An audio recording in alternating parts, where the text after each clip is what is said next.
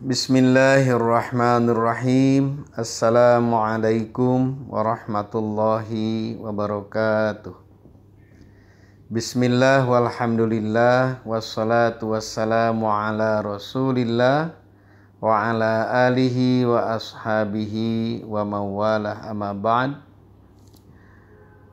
Para pendengar yang dirahmati Allah, wabil khusus keluarga besar Yayasan Al-Hasra, puji serta syukur kita panjatkan kehadirat Allah Subhanahu wa Ta'ala atas kehendak dan petunjuknya.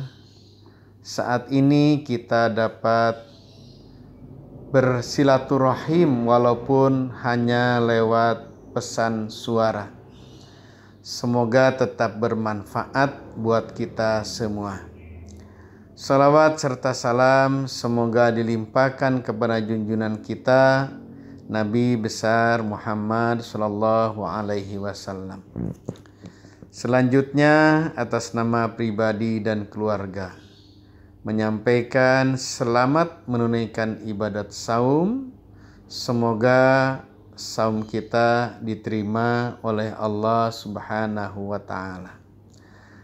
Para pendengar yang dirahmati Allah, saya akan menyampaikan tausiah singkat yang berjudul Sikap Umat Islam dalam Menghadapi Virus Corona.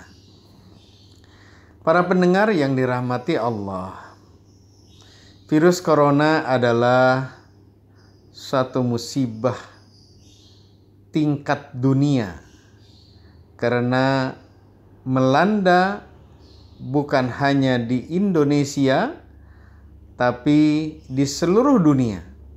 Bahkan musibah ini terjadi bukan berasal dari negara kita tapi dari negara luar.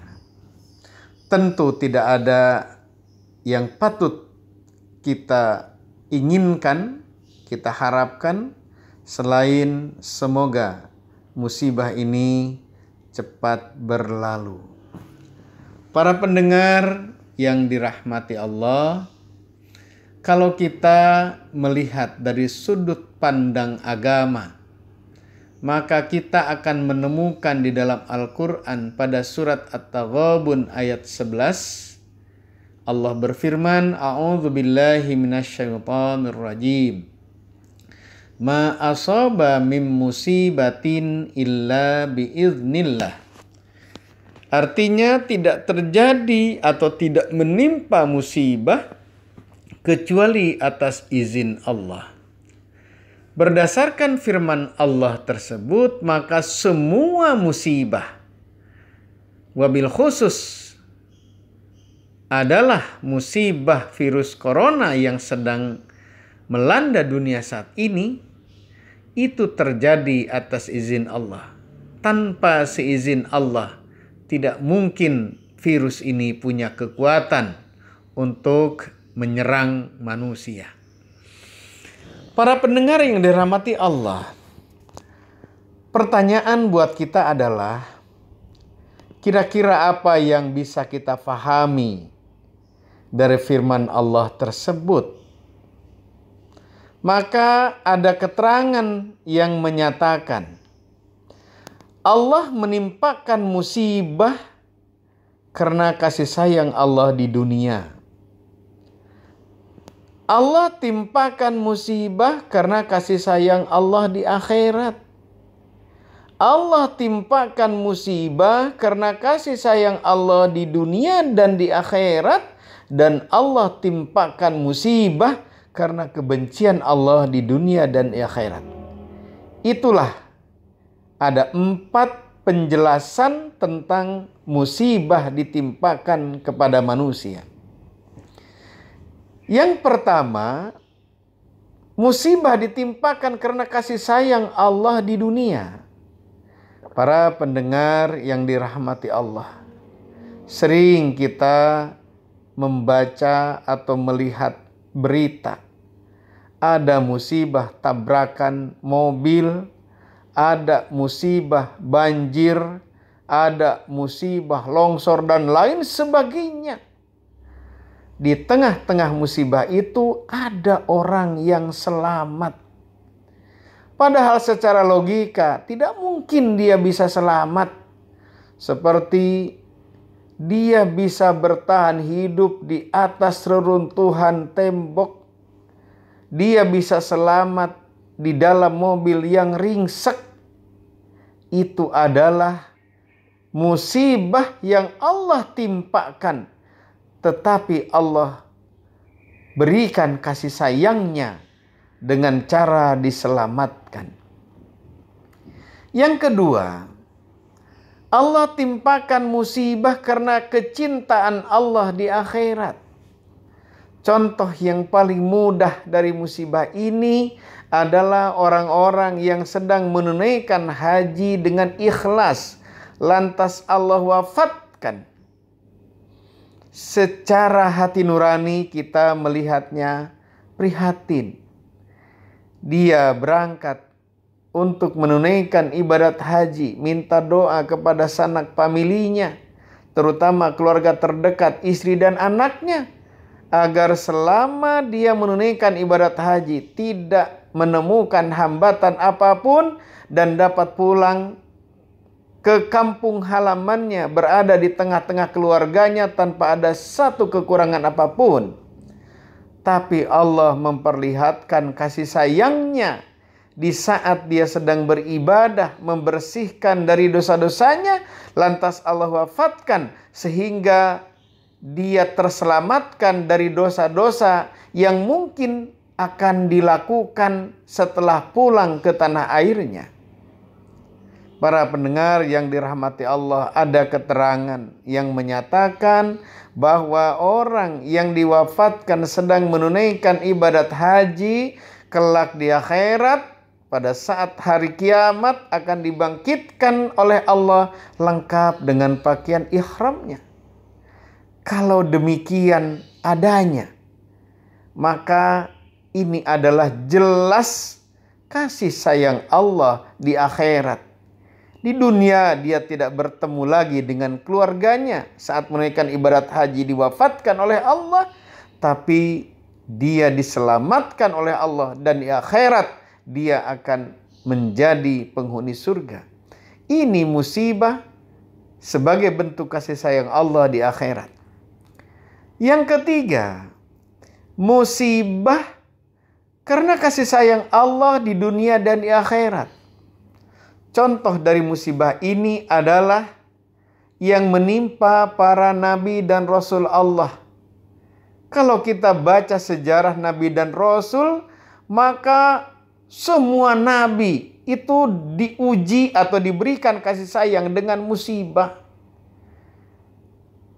Nabi Ibrahim alaihissalam yang sangat gigih mengajak umatnya untuk bertauhid kepada Allah, kemudian ditangkap oleh umatnya, bahkan diikat badannya dan dibakar di dalam api yang sangat menyala-nyala.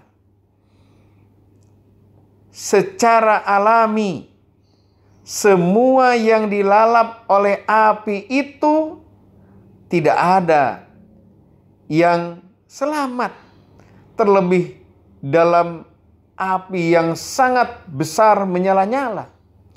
Tapi Allah perlihatkan kasih sayangnya kepada Nabi Ibrahim, tak sehelai pun rambutnya yang terbakar.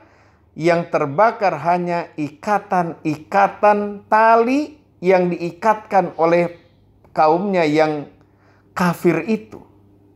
Allah perlihatkan kasih sayangnya di dunia dan di akhirat. Sudah pasti para nabi dan rasul itu adalah menjadi para penghuni surga. Para pendengar, ini yang keempat yang harus kita perhatikan.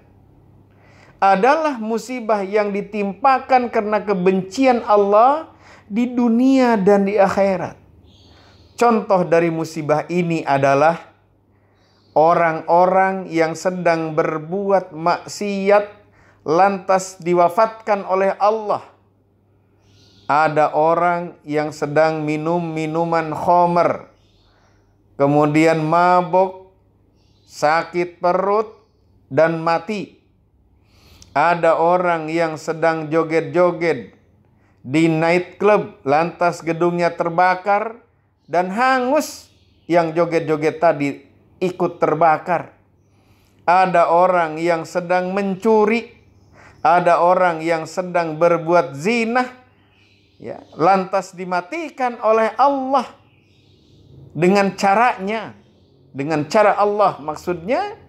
Maka dalam pandangan manusia susah untuk dinyatakan mereka mati di jalan Allah, terlebih disebut dalam keadaan mati syahid. Itu susah untuk dikatakan. Dan tentu orang yang mati dalam keadaan berbuat maksiat itu adalah mati dalam kebencian Allah di dunia dan di akhirat. Itu akan menjadi penghuni-penghuni neraka.